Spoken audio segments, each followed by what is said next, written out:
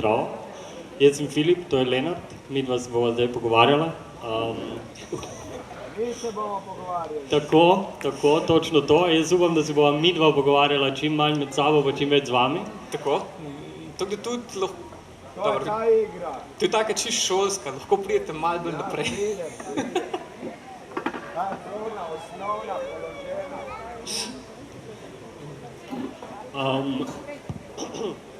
No, tema tega pogovora so virtualne vojne, kar je pojem, ki verjetno odpira ful široko polje razprave.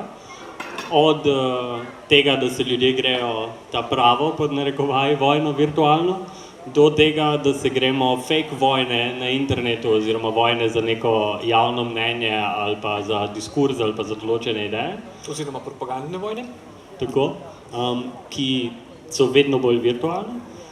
Vedno bolj realno. Tudi to, ali pa bolj mesnate, ker virtualno je na koncu tudi realno. Odvisno, tle so že vegani vpleteni. Tudi to, ja.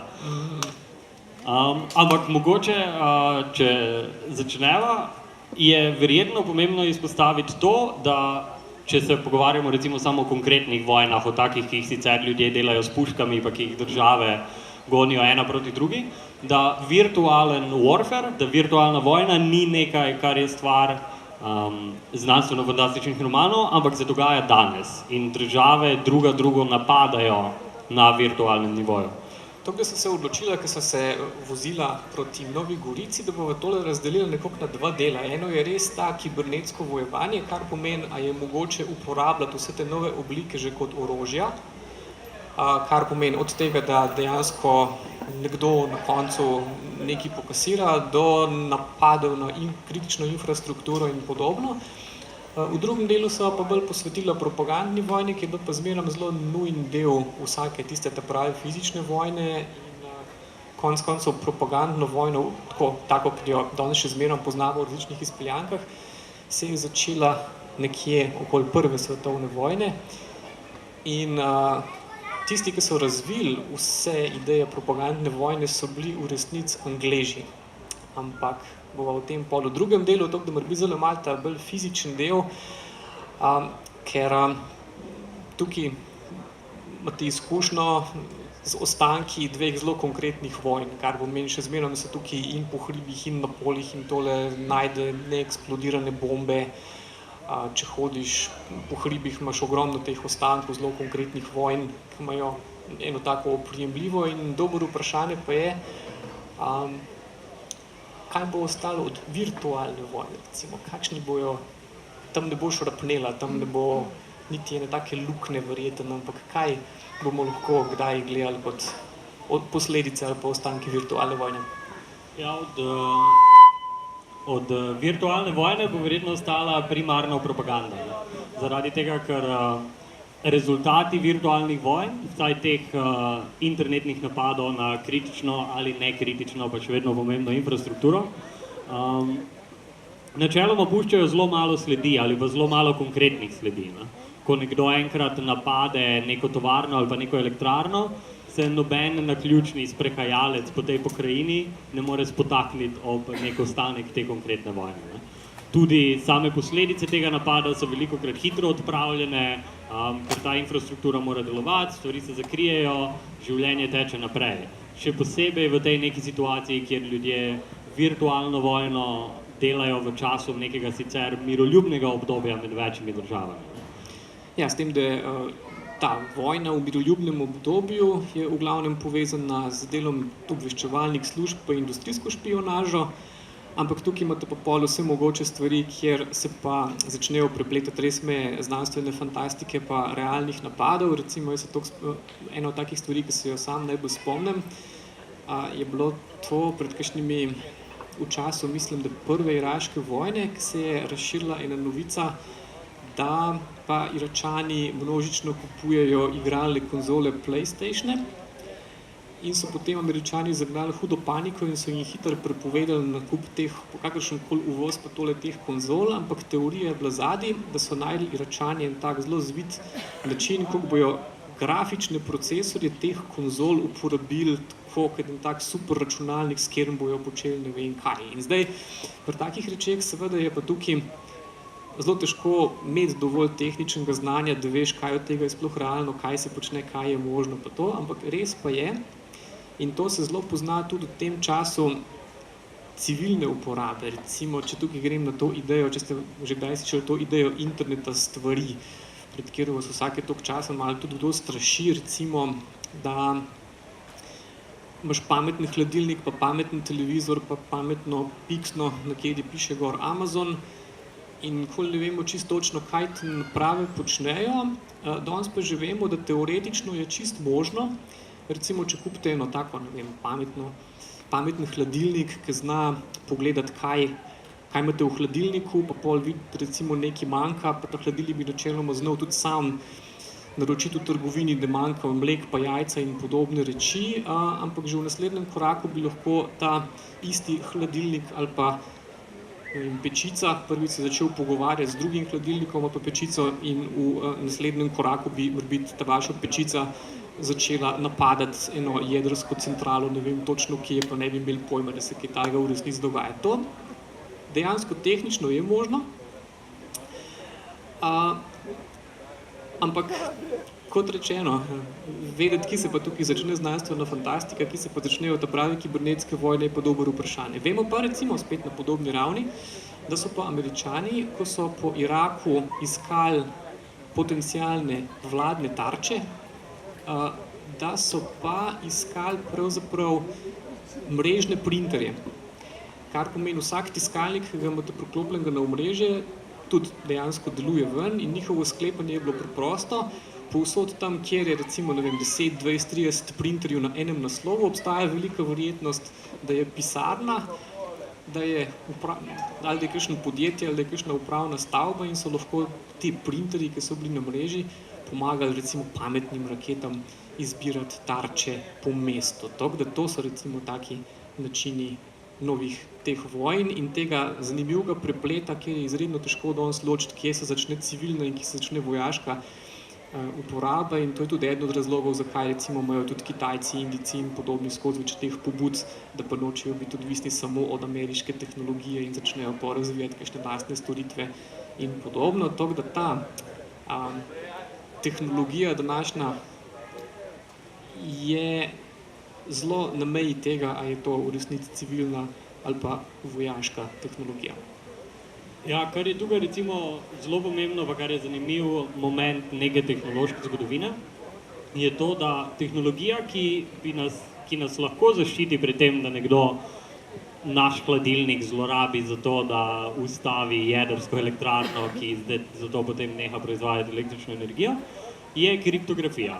So pač načini, kako mi sporočila, ki jih pošiljamo po internetu, zakodiramo tako, da izgledajo kot šum in da nihče ne ve, kaj se točno tam dogaja. V 90-ih se je odvijala tako imenovana, oziroma v angleščini se uporablja množina, Crypto Wars. Zaradi tega, ker kriptografija, torej sama ta matematična enačba, ki iz besedice živjo naredi neke številke in črke, ki so nerazumljive, in potem na drugi strani spet lahko prebereš živjo, brez da kdorkoli vmes to naredi, je bila tretirana kot vojaška tehnologija. In najprej vojska sama ni želela, da bi ta tehnologija prišla v civilno rabo. In recimo konkretno, tehnično po mednarodnem pravu, vi ne smete nesti naprave čez mejo, ki omogoča enkriptanje, ker je to tudi danes tako imenovana dual use tehnologija, torej tehnologija za dvojno rabo, ki se lahko uporablja v civilne namene in v vojaške namene.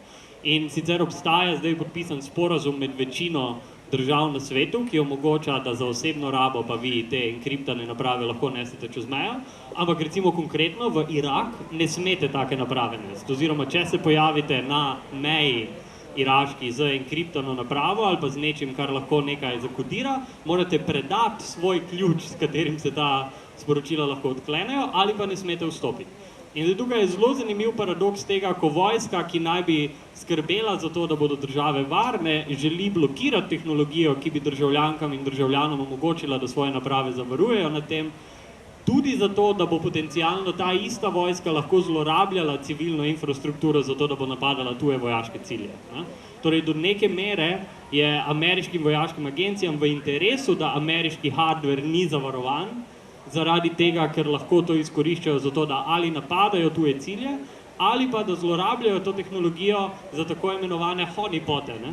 Da nastavljajo pasti in da rečejo, ok, mi bomo zdaj pustili te hladilnike, da laufajo, zaradi tega, ker imamo tako zakonodajo, bomo te hladilnike popolnoma nadzorovali, da bomo vedeli, kaj se bo zgodilo, prikrižali prste, da bomo ujeli hekerja oziroma napadalca zunanjega, ki bo v ta hladilnik vdrl z namenom rušenja Združenih držav Amerike in potem bomo nekako magično ugotovili, kdo to je. Ne? Ta strategija se sicer ni izkazala za zelo učinkovito, ker posledica tega, da imamo vsi doma naprave, ki niso na noben način kodirane ali pa resno zavarovane, je to, da vsake toliko v zadnjih leto dni velik del interneta poklekne. Ker kaj te naprave lahko v praksi delajo in to so zaenkrat večinoma samo testi zmogljivosti, ne moramo reči, da so to resni napadi, ampak je šele priprava infrastrukture na napad, lahko tako pogosto kličejo nekatere spletne strani, da je kot da bi vas nekdo na telefon non-stop klical. In če vas nekdo non-stop kliče na telefon, vas nihče drug ne more dobiti. In s tem procesom, dokler ta napadalec non-stop kliče, je efektivno izključil vaš telefon. In ironično je, da danes ali pa v bližnji prihodnosti bo lahko množica hladilnikov in pečic ubila internet za 2 dni, ali pa za 3 dni, ali pa zaključenih 10 ur, ali pa zrušila sistem ravno takrat, ko se bodo po internetu pretakali podatki z volišč. In ta problem varovanja neke civilne javnosti skozi njihovo lastno infrastrukturo niti približno ni rešen. Ja, pa recimo tudi to, da bi vaša pečica nagovarjala oziroma tako mobilizirala volilce nasprotne strani, s katero se vi sploh ne strinjate. Recimo tudi to danes že čisto obstaja.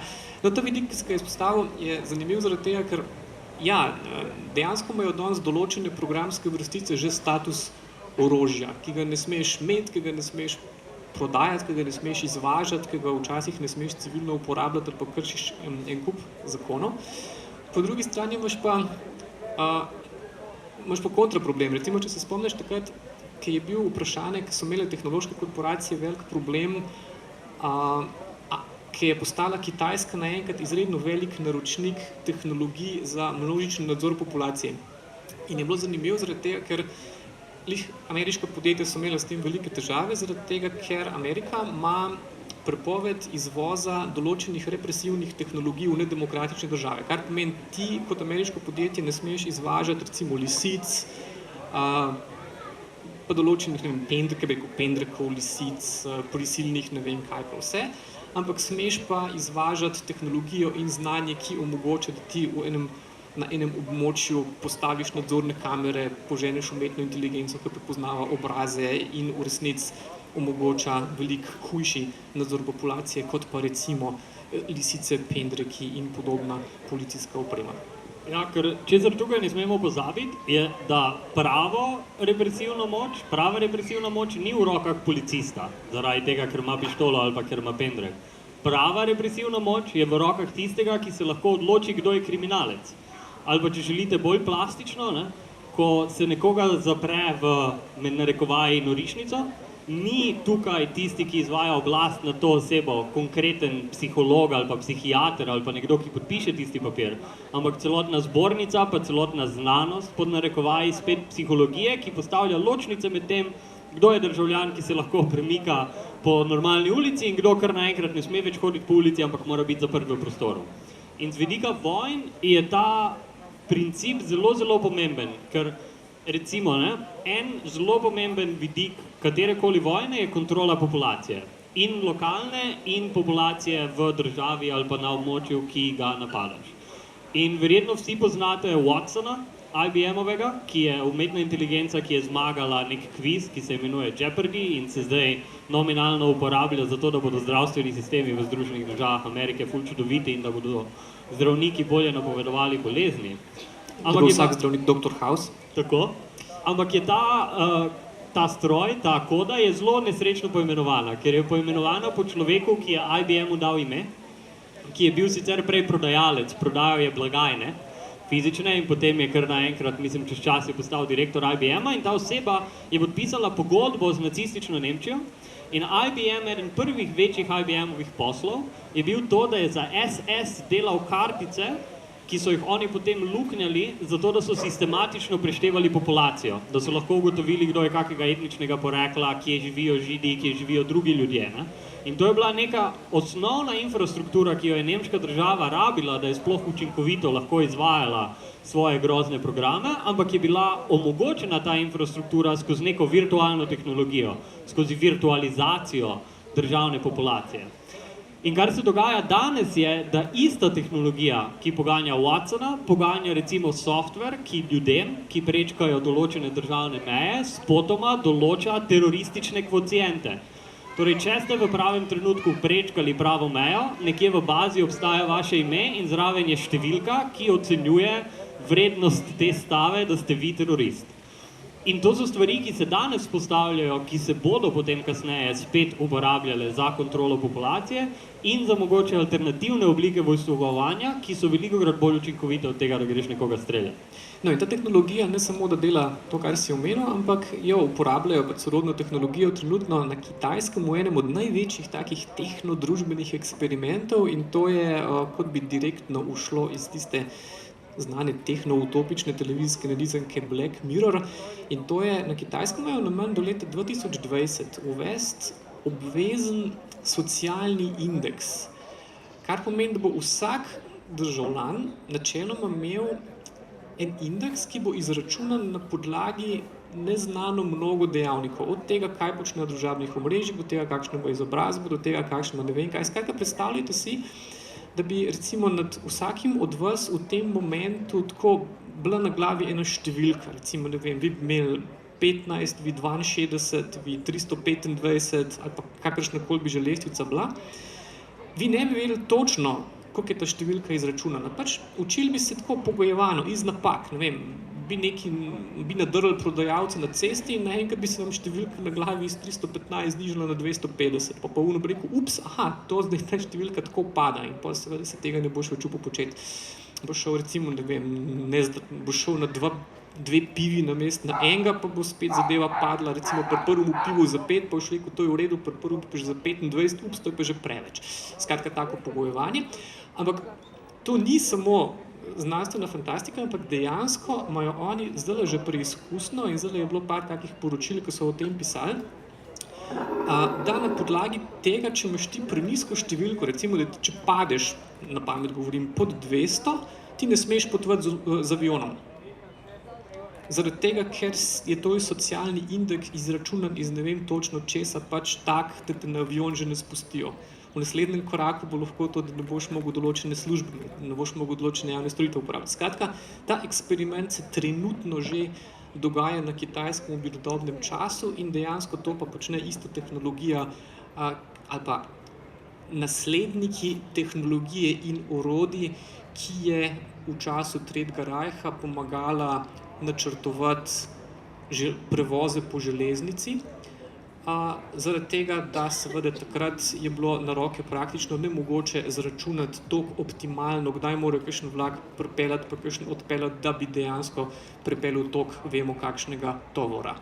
In recimo za ta del zgodovine IBM-a je ena taka zelo dobra knjiga, mislim, da je kaj Conrad Black, vem, da se piše Black, no, knjiga je pa IBM and the Holocaust, ki se je on pač, ta avtor knjige se je sprehajal po judovskih muzejih povsod po svetu in mislim, da je prišel enega od muzejev holokausta in je ugotovil, da je tam noter bila razstavljen tudi na eksponat, ta Holleritova mašina na preluknjene kartice in pol iz tega je dejansko začel ugotavljati, da pa je bil v vsakem taborišču taka naprava in pol je prišel do tega, kako se je uporabljala, zakaj se je uporabljala in se pol ugotovili tudi take reči,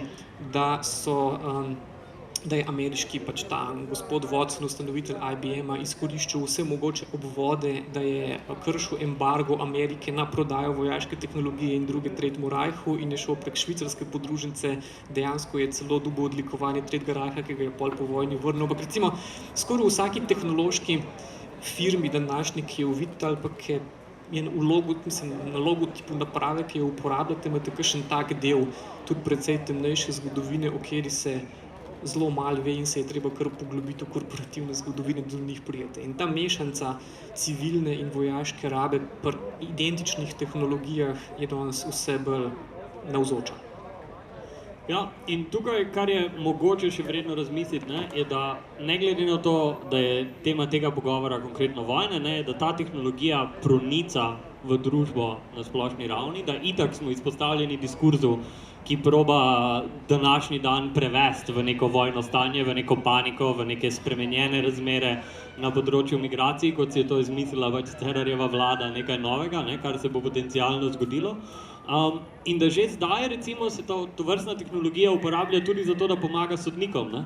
Obstaja več eksperimentov, sicer v tujini, v Sloveniji načeloma Ministrstvo za notranje zadeve pa pravosodno zanikata, da imata kakršnekoli plane take algoritme uporabljati. Ampak imamo algoritme, ki sodnikom predlagajo in rečejo, ta oseba bo z 80% verjetnostjo pobegnila, ne jim dati varščine. Ta oseba bo z 20% verjetnostjo pobegnila, lahko jim date varščino, pa bo vse ok.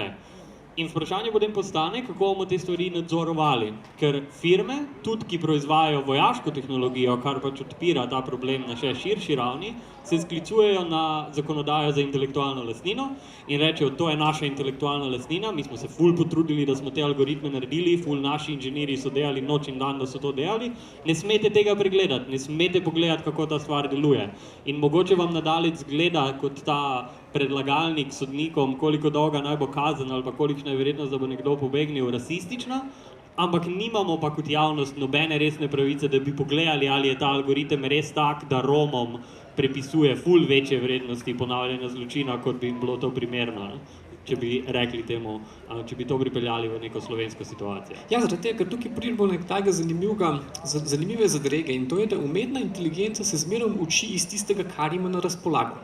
In recimo, prav ta primer sodniških algoritmov je zanimiv tudi za nas, zaradi tega, ker pri tem poskusu je sodeloval celo en naš znanstvenik, in sicer Jure Leskovec, zelo tak brihten fant, ki je na Harvardu bil postal reden profesor pri 26, mislim tako, zelo mladi postal reden profesor na Harvardu in on je bil zraven, ko se je dejansko delal ta sodniški algoritem in ideja je bila pa zelo enostavna. Vzeli so par milijonov konkretnih primerov, kjer je mogel sodnik odločiti, a bi osumljencu odobril varščino ali odobril varščino ali ne. Pričemer sodniki pri varščini presojajo, mislim, da po 3 kriterijih. Eno je begosumnost, kar pomeni, a se bo ta človek prikazal na sodišču ali bo pobegnil, pol druga stvar je ponovitev, če ga bom spustil, ali bo ponovil isto dejanje, pa mislim, da je še eno, tako pač pravna. In oni so seveda analizirali toliko pa toliko primerov in pol so ugotavljali,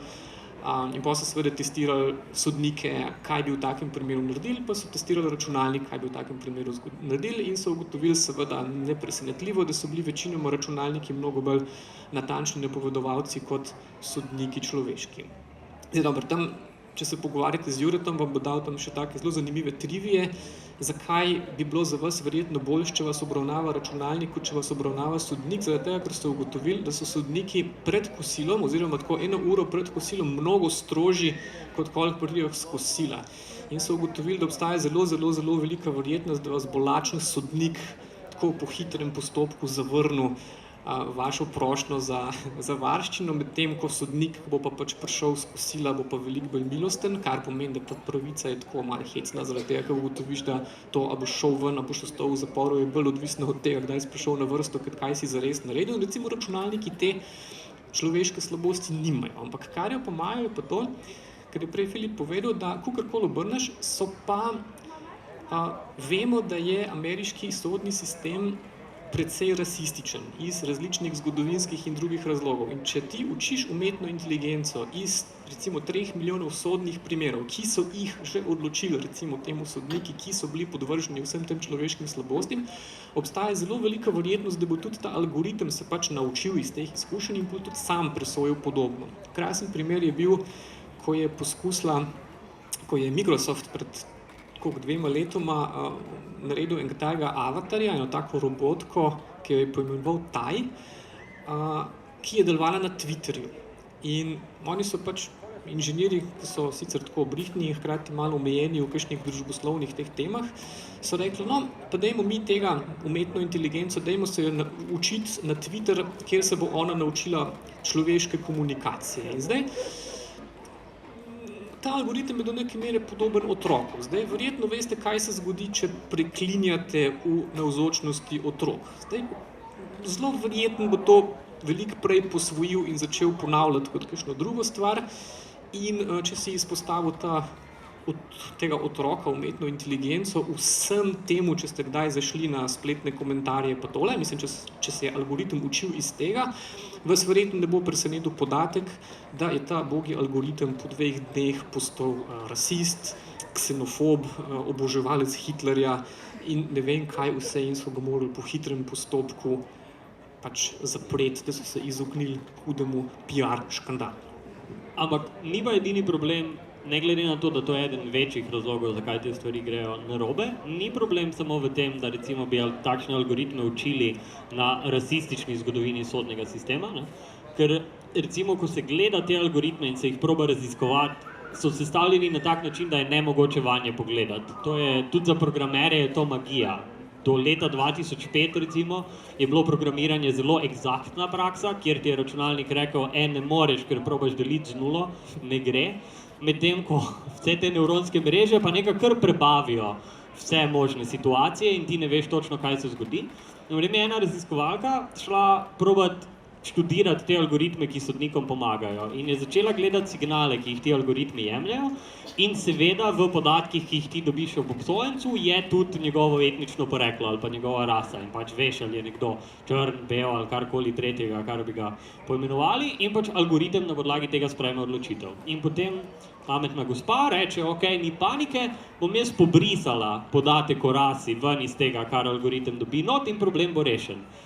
Nažalost, problem niti približno ni rešen, zaradi tega, ker je algoritem še naprej rasističen.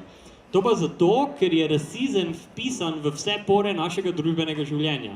In ta algoritem je dovolj brihten, dovolj pameten, dovolj spreten, da iz tega, kje živiš, kakšna je tvoja izobrazba, kakšno plačo imaš, kdo so tvoji starši, koliko sorodnikov imaš, pošteka, da si najverjetneje črn in te naprej obravnava kot črnca. Tako da tukaj bomo imeli na dolgi rok zelo velike težave zagotavljati neko človeško obravnavanje strani teh algoritmov, ki nas po definiciji spreminjajo v neke individualne parametre, iz katerih potem vlečejo neke konkretne odločitve.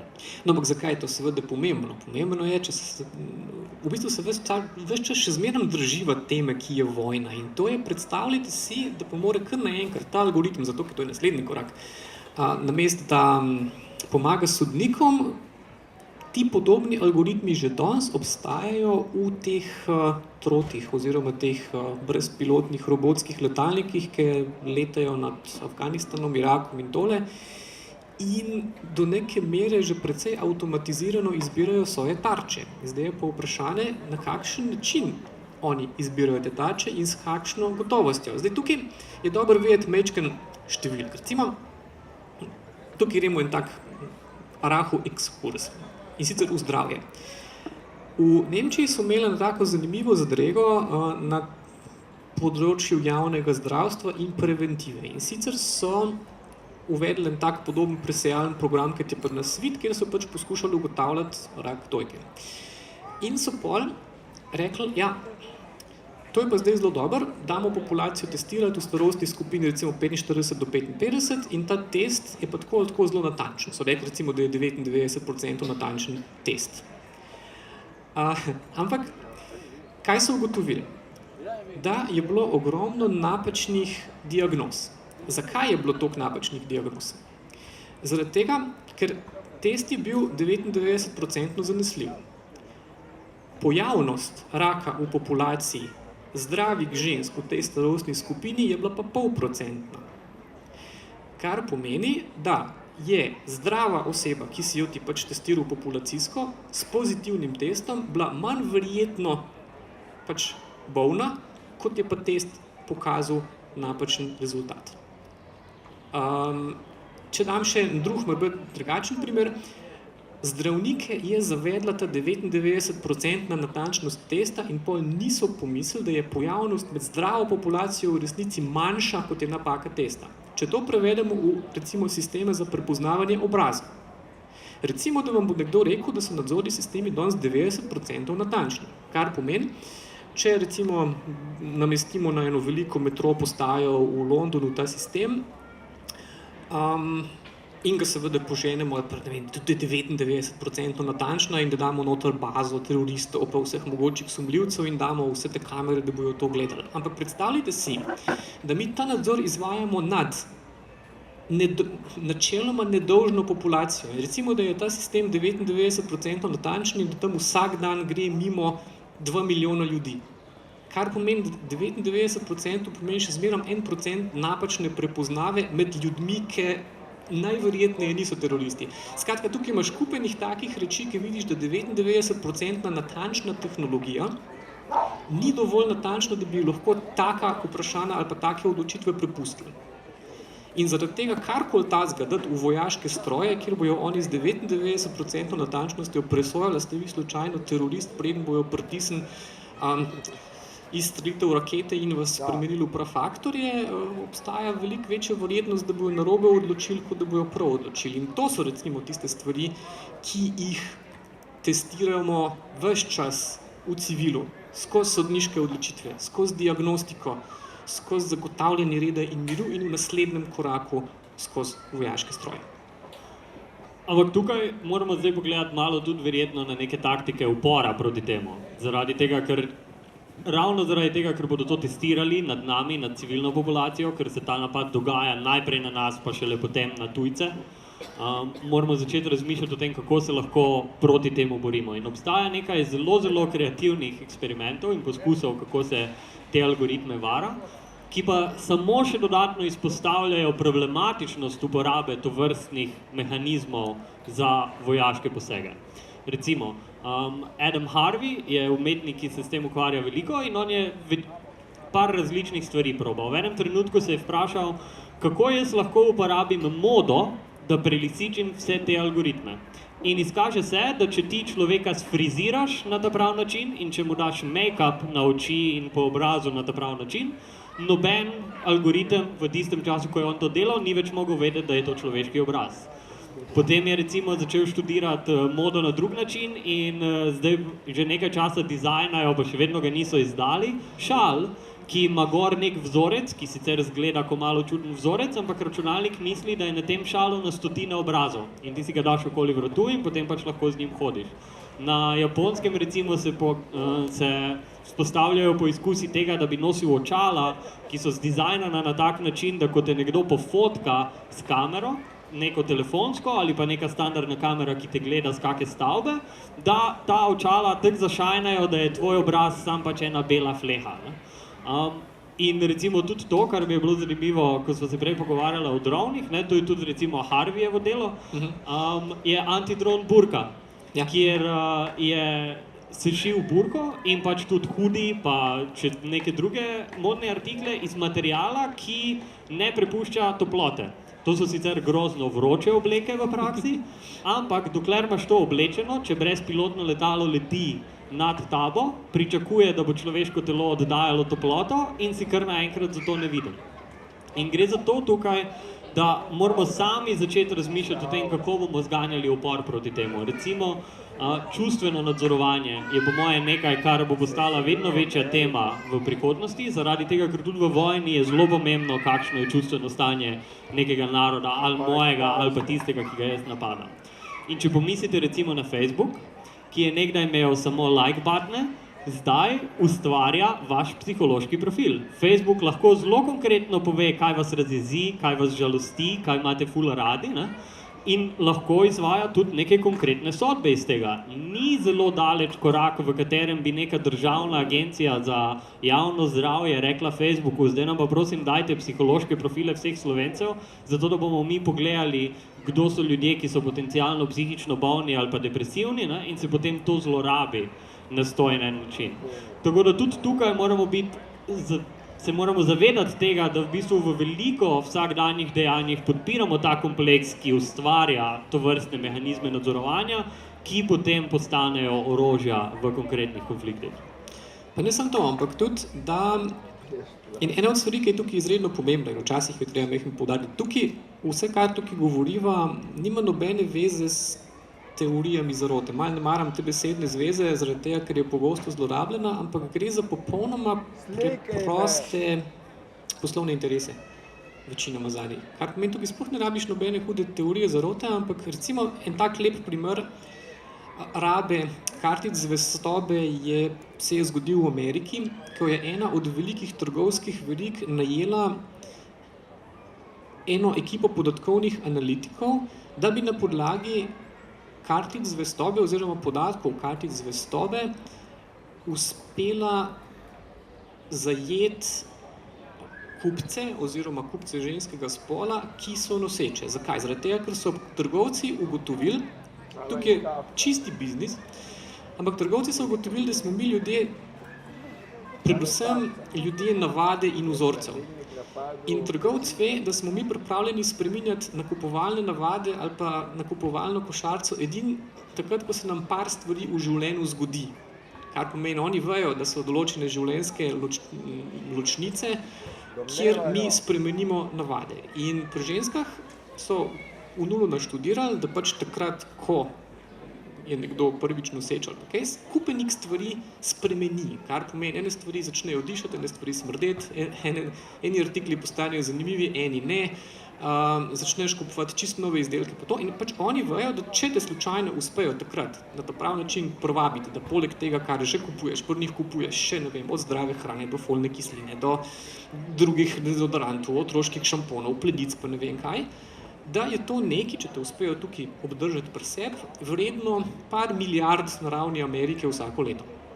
In oni so samo na podlagi podatkov, in tukaj je pa ena taka luštna anekdota, da so poslali eni uporabnici, mislim, da so poslali ta prilagojen katalog, kjer je bilo pa kar naenkrat namesto tistega, kar je imela prej, je imela pa kupenih teh otroških izdelkov v akciji, na kar pride oče na info točko tiste trgovine, pa reče, pa se pa vi greste, mislim, moja hčerka se tukaj pripravlja na maturo, vi pa tukaj nekaj pošiljate zadeve za otroško, pa ne vem kakšno robo, na kar se oni prijazno opravičijo, oprostite, mislim, očitno je prišlo do kakšne napake, na kar pa prije čez 2 tedna oče nazaj pa reče, ne, ni bila vaša napaka, ampak očitno jaz nisem vedel vsega, kar se dogaja doma.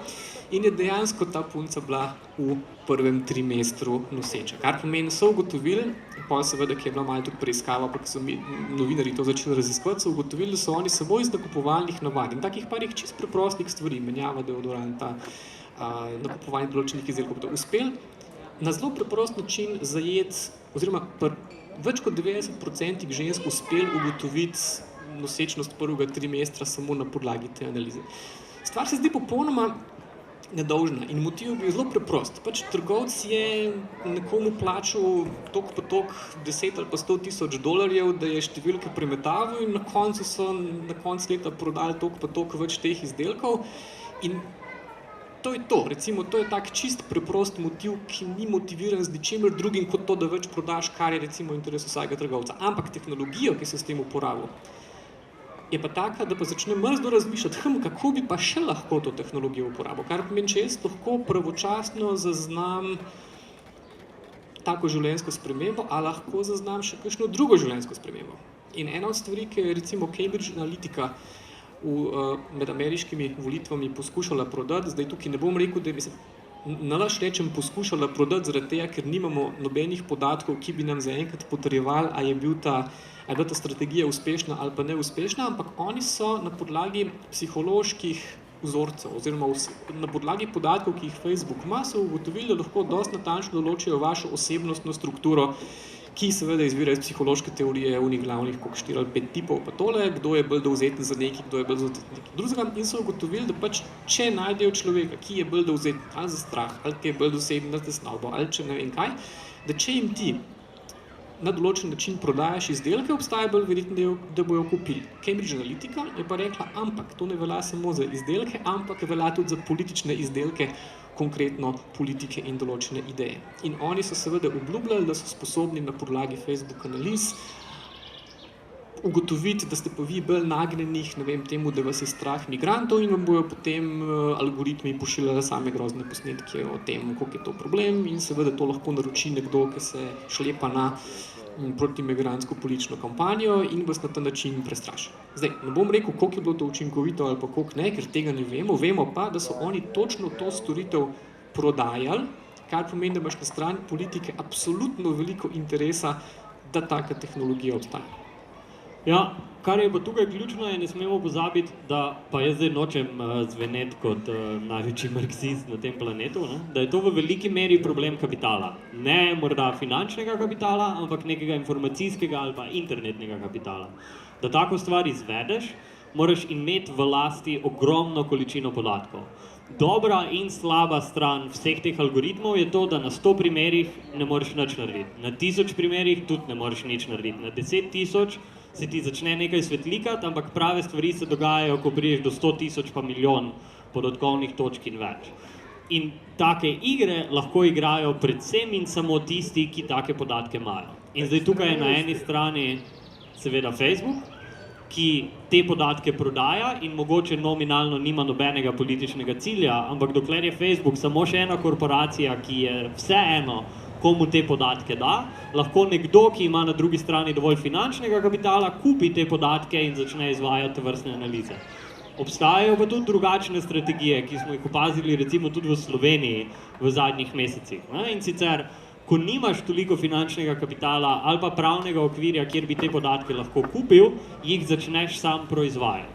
In smo recimo opazili v zadnjih mesecih ogromno količino za slovenske razmere na novo vzpostavljenih lokalnih novičarskih portalov, po katerih, vsaj po moji oceni, realno ni neke hude potrebe. Slovenski medijski prostor je kar zasičen z svakojakimi opcijami in jaz bi močno podvomil v dejstvo, da rabimo mi za 40 občin v Sloveniji vsaki postaviti svojo spletno stran, v kateri se pač podvojujejo novice, ki so že itak na 24 uri na RTV Slovenija in tako naprej.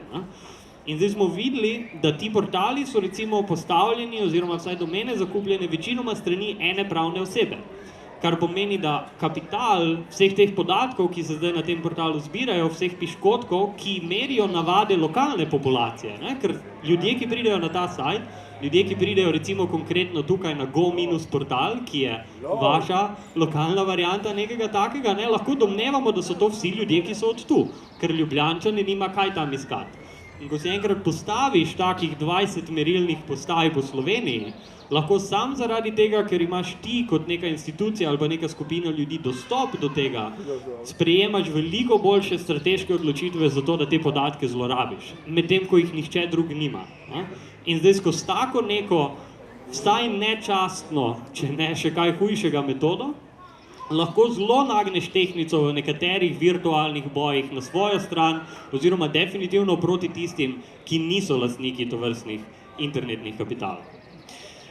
To so pa seveda prakse, ki k nam prihajajo z nekaj letno do nekaj večletno zamudo in jo v glavnem odkrivajo in uporabljajo v Združenih državah Amerike in prav to, recimo, ta prehod iz nacionalnih velikih političnih kampanj do teh hiperlokalnih kampanj je bil tipičen za en od največjih preobratov zastopanosti republikancev v kongresu pred to pa tok časa in recimo to, ki enkrat vidiš, kakšna neverjetna znanost je to. Koliko imaš ti res takih merilnih postaj, s katerim ti poskušaš ugotoviti, recimo, se stvar je zelo enostavna, recimo v Ameriki so to dejansko počeli, zakaj bi nekdo nekaj takega počel. To je res dobesedno merilna postaja, podobno kot za vreme, pa za delce, pa vse ostalo, ampak kaj ljudje v enem okolju klikajo? Kaj jih zanima, kaj delijo na omrežju. Tukaj pa lahko dobiš veliko takih informacij, kaj so nekje relevantne teme. In potem pa spet pol, ki enkrat matematika opravi svoje delo, ki imate malo teh, pa lahko greš na teren, pa pol ugotoviš, kjero kampanjo nekje furati, kje lahko ti določena informacija, ali pa seveda tudi dezinformacija, predvsem dezinformacija, spremeni razmerje moči in kjer lahko ti, kar je pa zelo pomembno, z mnogo majhnimi vložki dosežeš veliko učinka, ker nacionalne kampanje so drage. To, da ti ciljaš na nacionalno televizijo, na televizijska soočenja, na plakatne, na velike na televizijske in druge kampanje, to je drago. To To, da pa ti postaviš eno tako mrežo lokalnih merilnih postaj, ki so preoblečene v lokalne medije, je pa relativno in absolutno zelo poceni. Ja, bo takoj vprašanje, jaz bi sam še to dodal tukaj, ne? Da ko se postavljajo te merilne postaje in ko se to začne vzpostavljati kot nek standarden modus operandi, ne? Vidimo, do česa nas je internet pripeljal. Torej, ni se zgodila ta globalizacijska fantazija tega, da zdaj imamo internet kot globalni medij, zdaj bomo pa postali svet z veliko začetnico in začeli skrbeti za okolje in vsi naseljevali isto resničnost, ampak so se naše resničnosti razdrobile, ne? Če Benedict Anderson, ki je pisal o namišljenih skupnostih, ko pač pravi, da nacijo, ne, si ljudje izmislijo, da to ni nekaj, kar je v krvi, ampak se enkrat neka skupina ljudi začne klicati po istem imenu in potem rečejo, mi smo pa zdaj narod. In ga je zanimalo, zakaj se to zgodi. In ena od tez, ki jih on postavi v ospredje, je reče, tukaj imamo skupen jezik, ki ga ljudje govorijo, in dnevni časopis. Zaradi tega, ker recimo vsi Nemci, ki berejo isti nemški časopis, naseljujejo isto resničnost. Pomembni dogodki so za vse te ljudi, ki živijo na stotine, včasih tisoče kilometrov narazen, enaki. Pomembne stvari, ki so se zgodile, dogodki žalovanja, skupni zgodovinski trenutki, ki se jih spomnimo. Medtem ko danes, ravno zaradi te pocenitve vzpostavljanja novih portalov pa novih komunikacijskih kanalov, se te resničnosti drobijo. In prihajamo v svet, kjer niti Slovenke in Slovenci ne naseljujemo več iste resničnosti, ampak se v Prekmurju dogaja čisto nekaj drugega, kot se dogaja recimo tukaj na Primorski, ne? Kar se tiče neke lokalne konstrukcije informacij ali pa tega, kar mi mislimo, da se je zgodilo, ne? Recimo, kar povej. Ja, celo hiperlokalni, recimo, kar omogoča ta tehnologija, je to neverjetno segmentacijo vsega. Recimo po eni strani smo vsi lahko teoretično povezani z skoraj vsakim od 2 milijarde zemljanov, ki imajo danes dostop do interneta, po drugi strani smo pa neverjetno zaprti v mnenjske in druge mehurčke. Recimo včasih, če se spomnite, se je internet vizualiziral, pa prikazoval kot nevronsko mrežo. Pač mreža je bila ena taka močna grafična ali pa taka močna podoba tega, kar naj bi internet bil. Tako kot v naših možganih, pač mreža, vse je pomreženo in vse je povezano. Ampak vse empirične raziskave interneta kažejo, da internet ni podoben mreži, ampak je podoben milnici, sestavljenih iz večjih, manjših, mehurčkov, kjer se skoraj 90% vse komunikacije zgodi znotraj mehurčka in samo nekaj malega na robovih mehurčka ali pa na robovih sosednjega mehurčka. In tebi se lahko zgodi to, da si zaprt v svojem mehurčku in pa algoritmi imajo pa seveda, ker se učijo na podlagi tega, kar te zanima, ti dajo samo še več tvojega mehurčka in se lahko zgodi postopoma, da si popolnoma obdan z eno pravzaprav paralelno realnostjo. Ti živiš v eni internetni realnosti, ki te skozi futra s tem, kar ti hočeš. In zaradi tega so tudi pokazali, da so internetna orodja v parih primerih so naredili pač študije, da so lahko zelo močan predmet radikalizacije.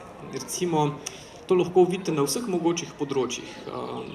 Od takih, mislim, kar je pa tudi zanimivo, recimo, ko se danes res dejansko nameša vse živo, recimo to, a se ti pogovarjaš o politiki, a se pogovarjaš o cepljenju, a se pogovarjaš o chemtrailih, a se pogovarjaš o ne vem čem, te zapre v zelo podobne mehurčke. Kar pomeni, pejte vi na YouTube, pa ne vem, upište, kvaj s tem, video o cepljenju. Pač, ko boste pogledali prvi video, vam bo YouTube sam predlagal nove videe o cepljenju.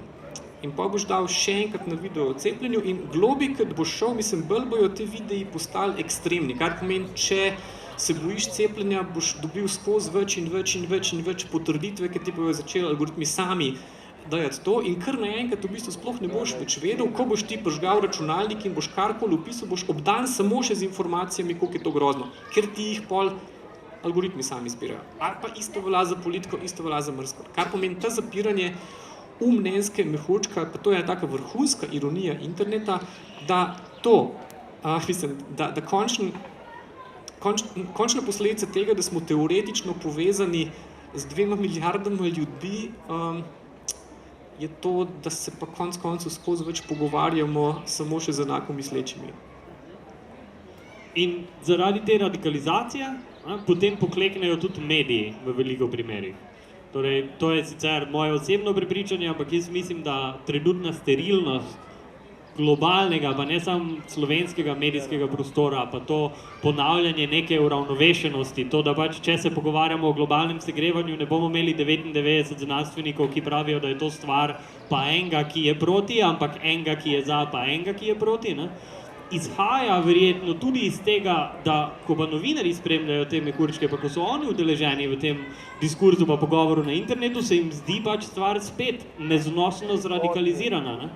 Vse pozicije so ful močne, ne obstaja več placa praktično na internetu, kjer bi nekdo rekel, ja, sej jaz malo dvomim v to globalno segrevanje, ampak v bistvu je ful znanstvenikov za, pa se mi zdi, da to bi moralo, nihče ne bo tega napisal. Kar boste našli ali izjavo globalno segrevanje, o moj bog, katastrofa, moramo delati danes stvari, zato da ne bo prepozno, ali pa to so vse laži, ti ljudje nas sam probajo oropati od našega ekonomskega napredka. Ne? In svoboščin. Tako je. Ampak spet, še zmeraj smo pri temi vojne, kar je pa ena od najhujših reči, je pa to, da, in tukaj se pa lahko dostikrat dogaja ena taka huda informacijska asimetrija. Včasih rečem, da je mogoče v teh temah skoraj ljudi razdeliti na to, a si predstavljajo, kaj je baza, ko smo se kdaj v življenju počeli bazo podatkov ali pa niso. Recimo, predstavljajte si, dam še en tak primer, da delate, ali pa dobro, dam recimo ta primer, poznate Simpsone. No, recimo, ne vem, da smo pri nas v bloku tako isti štuk, 2 stanovanji, pa recimo, da smo mi bolj Simpsoni, pa imamo za sosede malo bolj Flanderse. Kar pomeni, mi smo malo taka, ne vem, dosti tipična urbano srednja razredna mala alter familija, na drugi strani imamo tako dosti katoliško familijo, ki je vse. In recimo, mi smo si z vidika individualnih reči popolnoma različni, kar pomeni, ne vem, verjetno drugače preživljamo prosti čas, imamo verjetno malo drugačen vrednostni sistem, volimo popolnoma drugačne politične opcije, se ukvarjamo z drugimi stvarmi. Ampak recimo, da sem pa jaz analitik na zavarovalnici.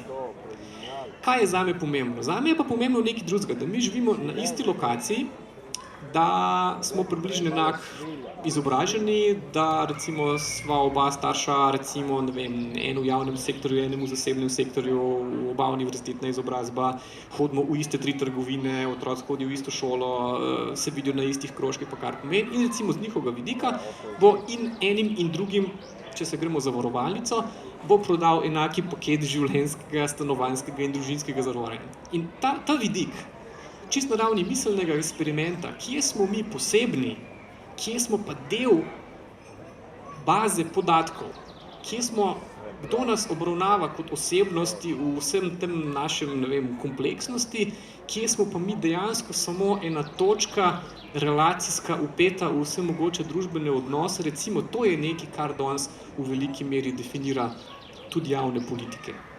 In to je ful tragična posledica, ne? Zaradi tega, ker recimo tudi vse trgovine, pa niti ne samo spletne, ne?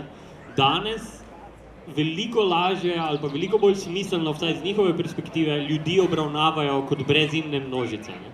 Če hočete malo bolj romantično sliko, nekdaj, ko ste šli vsako jutro k svojemu peku, ste imeli pač tam nek pogovor, je nekdo pač vedel, da vam mora pač tako žemljico šparati v soboto zaradi tega, ker v petek žurate in pač v soboto pridete kasneje, ne? Medtem ko za nekega modernega peka, ne, ki dostavlja kruhe v Mercatorje in Lidle, ki se potem tam spečejo, ne, mu je popolnoma vseeno, ali ste vi šli v petek pit pa plesat, ne, ampak ali ste padli v to neko množico sobotnega jutranjega nakupovanja, kjer so oni izračunali, da se jim najbolj splača imeti svež kruh do 10 in potem pozabijo na tistih 20 ljudi, ki je malo zmačkani kot dneva prej. Ne. In na tak način vsak od nas naseljuje neko zelo specifično identiteto, ki nas loči od tega nekega splošnega vzorca ljudi, ampak v modernem svetu se pač ta identiteta izgublja v interakcijah, ne postane pomembna, kar pomeni, da ko nas pek kar naenkrat več ne sprejme kot človeka, ki je v petek žural in ki je razumljen, zato ker je v petek žural in v soboto pač pride malo kasneje, bomo po to razumevanje šli drugam, ne, v neke druge množice. In s tem se na dolgi rok tudi pač neko javno življenje razkraja na ta način, ko se ljudi sili v neke interakcije z množicami namesto s konkretnimi ljudmi. In v nasprotju s pričakovanji zgodnjih internetnih utopistov, se te skupnosti razkrajajo, ampak namesto njih ne dobivamo novih alternativ nadomestkov.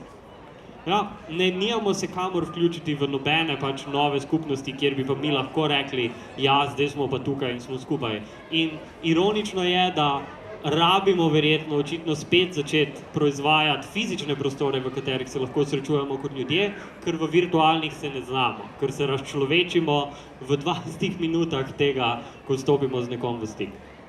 Ja, in pozabimo na to, da recimo imamo pač Simpsoni in Flandersi iz našega bloka, če se srečamo na sestanku, kako je že sveta stanovalcev oziroma tega aktiva popolnoma enaki interese in to je, da je treba streho popraviti, da je treba internet napeljati zaradi tega, ki ga rabimo in še en par stvari in da lahko vse te stvari naredimo absolutno ne glede na to, da smo sicer po kupu enih takih reči popolnoma različni. Ampak ne dobite se na svetu stanovalcev, ne, ampak na svetu etažnih lastnikov, ker statistična kategorija, ki ji pripadate, ne, ste pač lastniki nepremičnine, ne pa ljudje, ki živijo na nekem naslovu skupaj.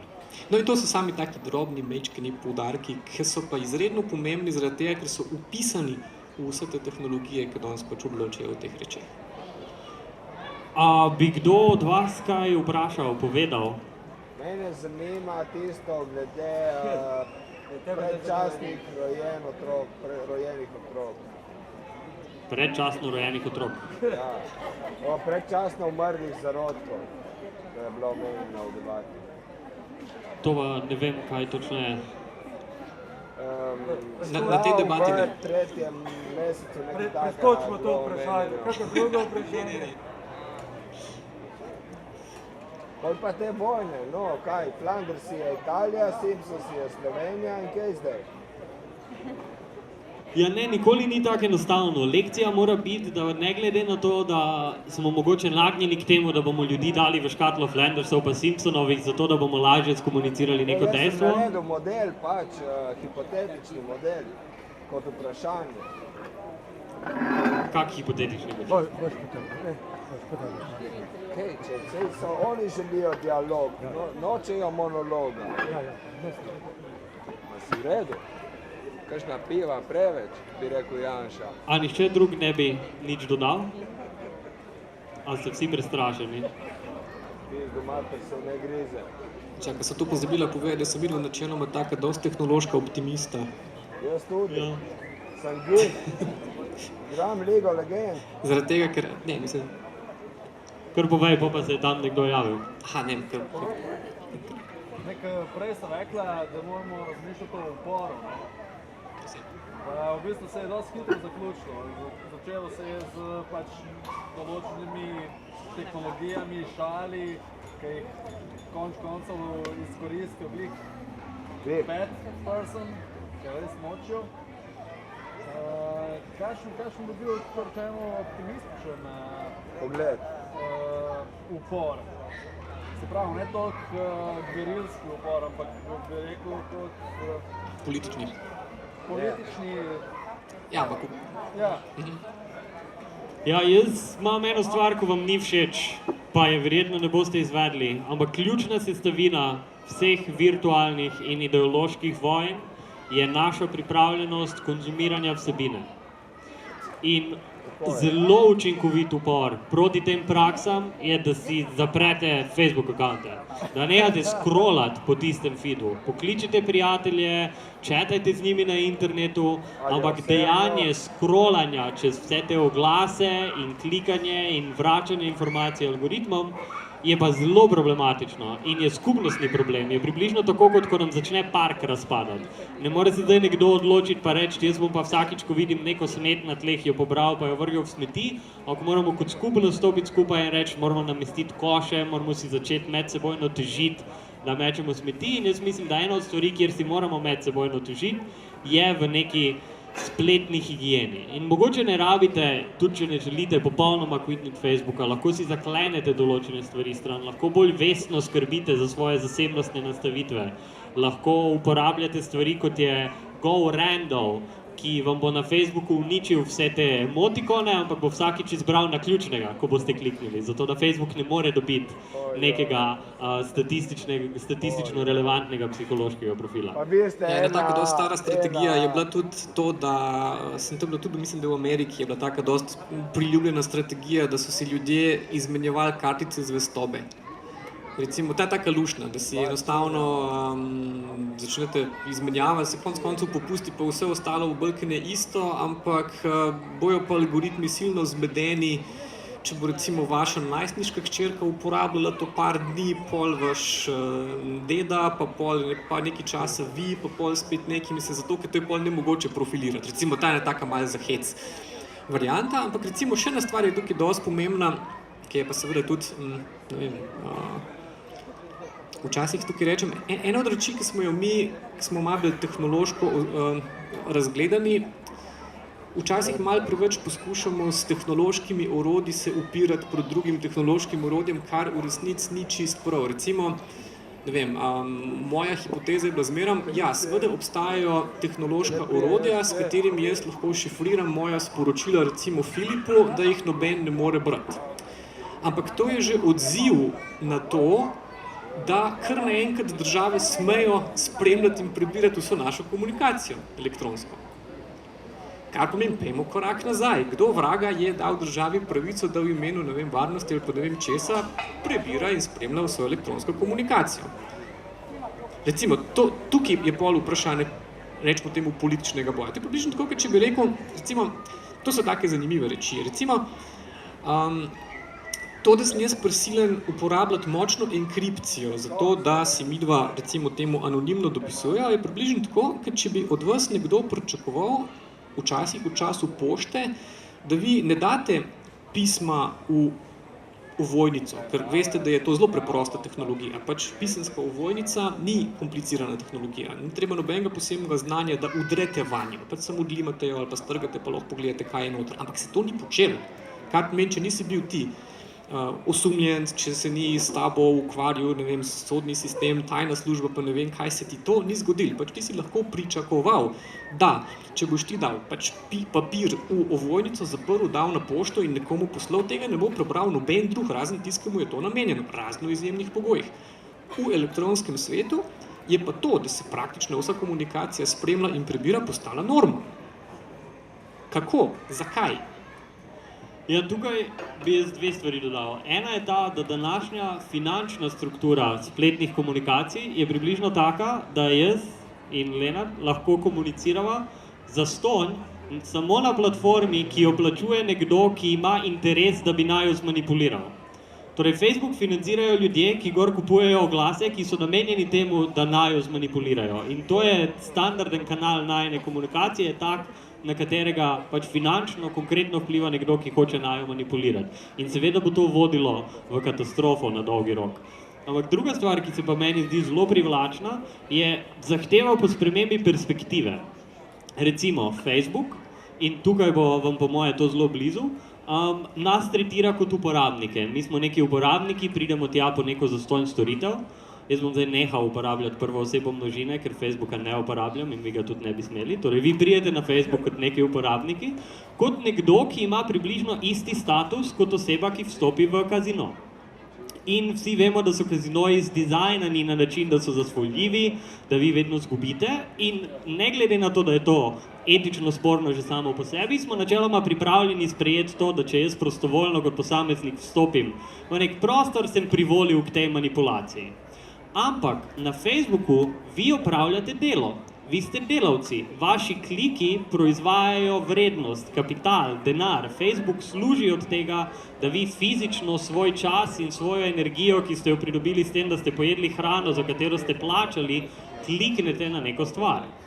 In zdaj, če se vi začnete identificirati kot Facebookovi delavci, se odpre polje za cel kup enih političnih zahtev, ker recimo moj delodajalec pa nima pravice ustvarjati delovnega mesta, v katerem jaz postanem zasvojen. Torej, nekdo, ki bi koko mešal v kavo, na službi, zato da pač so ljudje bolj nahukani, da prihajajo v službo piti tisto kavo, ker so postali od nje zasvojeni, bi bil preganjan. Nekdo, ki pa prodaja ful sladko pijačo, ki deluje na možgane približno tako kot heroin in vas dela zasvojljive, pa ni. In mogoče je tukaj velikokrat treba samo perspektivo spremeniti, da se bomo lažje borili za te pravice. Sicer tragično, da se ne moremo zanje boriti kot normalni ljudje, ampak se moramo zanje boriti potencialno kot virtualni delavci, ampak mogoče je to ena od potencialnih oblik upora. Ja, in še to, da ta omemba kazinojev ni bila samo pač malo tudi fino prilagojena tudi temu prostoru, kjer trenutno smo, ampak sem se pogovarjal s kar številnimi oziroma oblikovalci, oziroma ljudi, ki razvijajo spletne igre in podobno, in obstaja tudi kar en par knjig na to temo, ki vam jasno pove, da razvijalci spletnih storitev, tisti, ki pač so na koncu tisti, ki razvijajo to, da vam bo telefon dal en zvok, pa da vam bo Facebook barval tisto recimo rdečo številko, pa ne vem kaj, da se njih pošilja dobesedno na prakso v kazinoje. Zakaj? Zaradi tega, ker so kazinoji zasnovani tako, da so zasvojljivi. Do zadnjega kvadratnega centimetra, kar pomeni namenoma noter ni ur. To itak verjetno veste, mislim, ampak pač noter ni ure. Zakaj ni ure? Zaradi tega, da ne bi slučajno vas opominjali, koliko časa ste že noter. Ni dnevne svetlobe, iz istega razloga.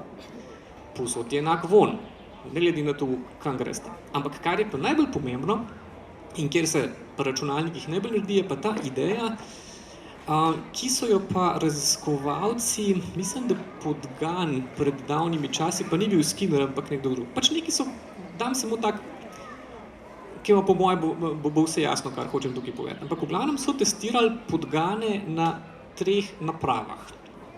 Prva naprava je vsakič, ko je podgana pritisnila na gumb, dala hrano.